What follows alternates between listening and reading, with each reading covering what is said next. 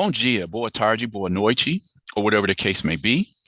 My name is Marcus, and I am the host of the Black Brazil Today YouTube channel, as well as the blackbraziltoday.com blog, where I analyze Brazil from the perspective of race. So today I want to go through and just do a reaction to a video that I saw maybe a week or two ago. I'm not sure. I see so much content that, sometimes I can't even keep track of when I first discovered something. So just want to react to something that, well-known social activists said recently, because it just reiterates, what I've been saying for years. So the topic of today's video: now there are Black people in nice places, and that bothers the racists, says activist Frei Betto. Okay, so before I get into this video, again, this will be the initial preview video for the longer video that I'll release later. I'm going to ask you to like this video, share this video, drop a comment in the comment section, subscribe to the channel, and click on the notification bell, so you'll be one of the first people to get my videos when I put up new ones. Okay, so with that said, let me get directly into this video for the day. Okay, so this is Frei Betto. I've known about him for a number of years. He's been in the public spotlight for a number of years, a very well-known activist. He's an author. Frei Betto was born in 1944, so I guess he'll be 88. He'll be 80 years old this year. He's a Brazilian writer, political activist, liberation theologian, and a Dominican friar, which is what Frei means, friar in Portuguese. He was in prison for 4 years in the 1970s by the military dictatorship for smuggling people out of Brazil. He's still involved in Brazilian politics. He worked for the government of President Lula da Silva as an advisor on prison policy and child hunger. He has written 56 books, published in 23 languages. Okay, so this isn't a nobody who's talking right here. This is a lot of people. Anybody who's into the social struggle in Brazil will know who Frei Betto is. So what did he have to say? He had to say something that, the years that I stayed in Brazil, I saw changes. When we go back to the year 2000 up to about 2000, I want to say 2010, 11, 12, I really started noticing the differences in Black Brazilians popping up in Brazilian society where you just didn't see them before. Now, this is not to say that Brazil has just flipped on its ear.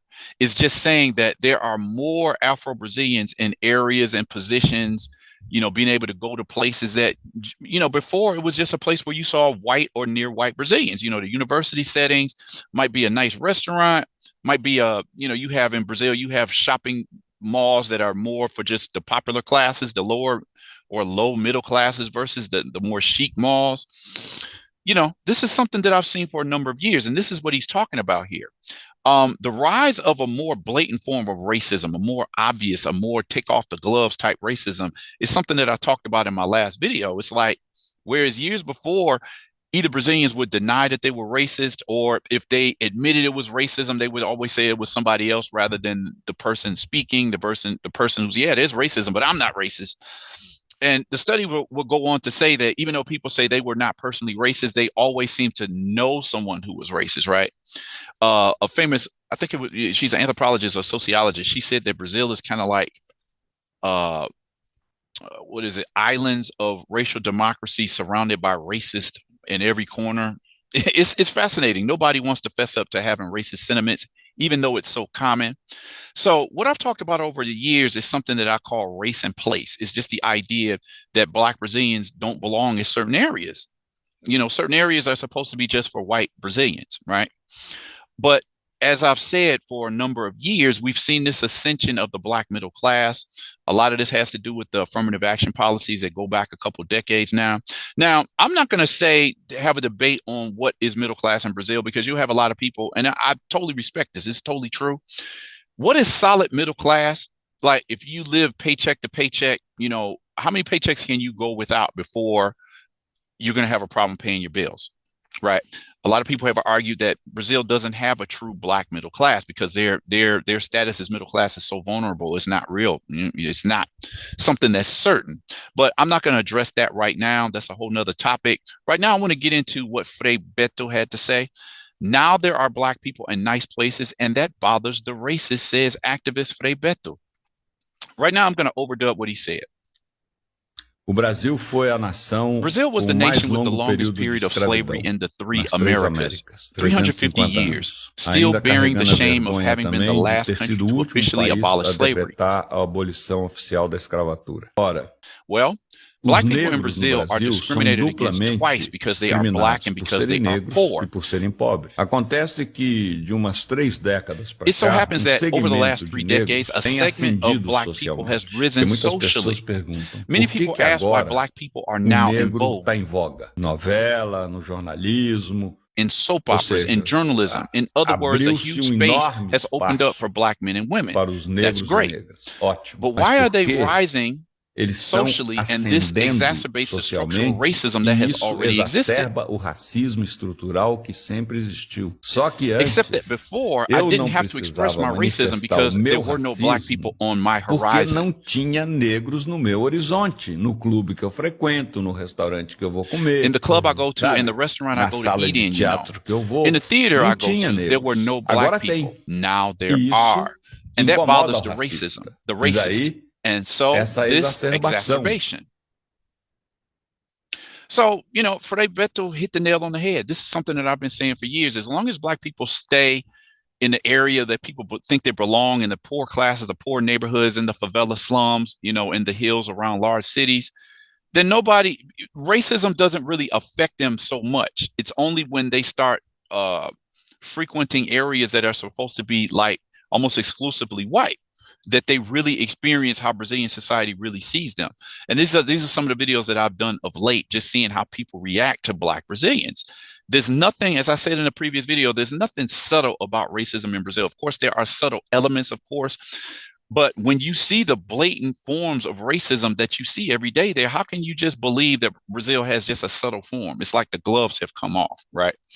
So with that said, I wanted to actually talk about a case that kind of speaks to what Betto was talking about. I have a number of articles on the blog, again, almost 3,800 articles there that give you details and examples of what I'm talking about. As long as black people stay in their so quote unquote place, there's not a problem, even though they still will suffer racism, just the chance of monkey, the racist insults. But if they stay in their place, the quote unquote place, then they may not suffer what people will call the real racism. Like, what are you Negroes doing here? There's actually a story on the blog with that exact title. What are you doing here? Black people are not expected to be in certain areas. So I'm going to analyze this video further, give my analysis and a reaction, and also feature a story that speaks to what Frei Betto was just talking about.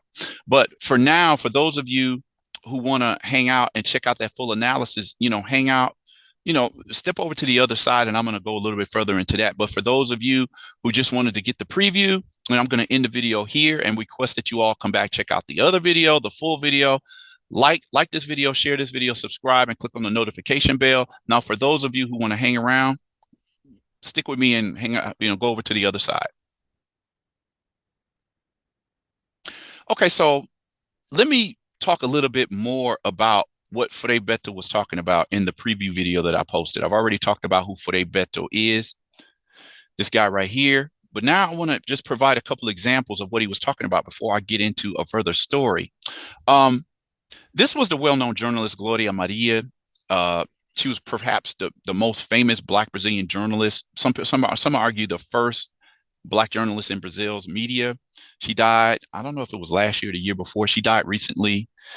And she said this in 2016, people are not used to seeing Black people in chic restaurants and cool places. In an interview, veteran journalist discusses race and place in Brazil. Okay.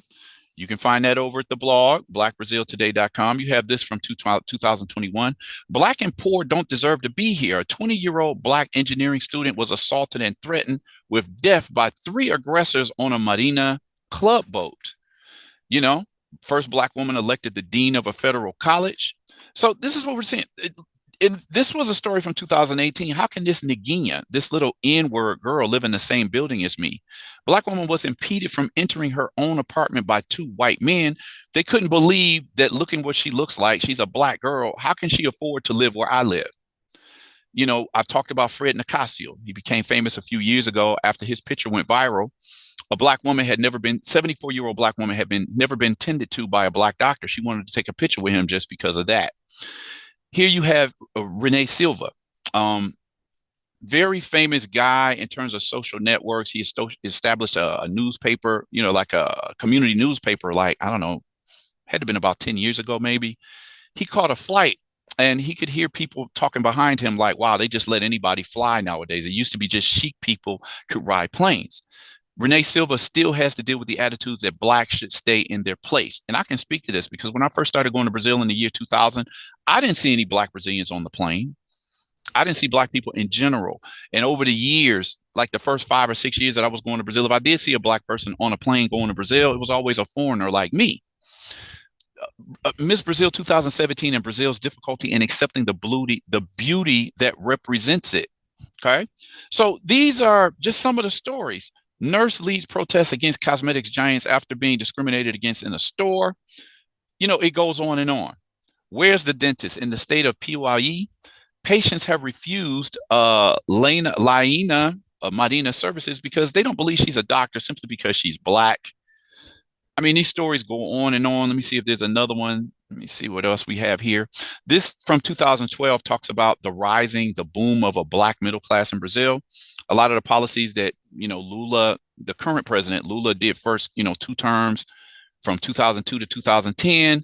We know the controversy behind him. He was in prison for a minute and he came back. He won a last election and now he's the president for a 3rd term. But as I was saying, sometime between, 2007 and 8 through 2012 and on, you started seeing this growth of a black middle class.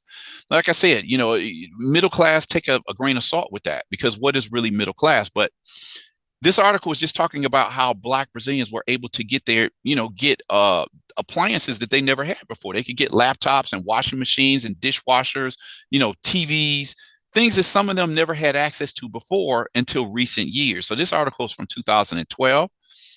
The Santos family being able to enjoy, even if they're not solidly middle class, you could say that they had access to things that, several years ago, they just simply didn't have. But then the problem says blacks that ascend socially continue to suffer racism, right? This is an article from 2013. Social mobility increases cases of racism in malls and universities. Black people face discrimination and prejudice in environments previously frequented only by whites, which is the exact point here. As long as you stay in the favela slum or in a poor neighborhood, poor regions, society just kind of deals with black people. When they start seeing black people on equal footing, that's where they seem to have a problem with it. And that leads me to the story for today, which it backs up what I've been saying, what Frei Betto was talking about. This was a recent case.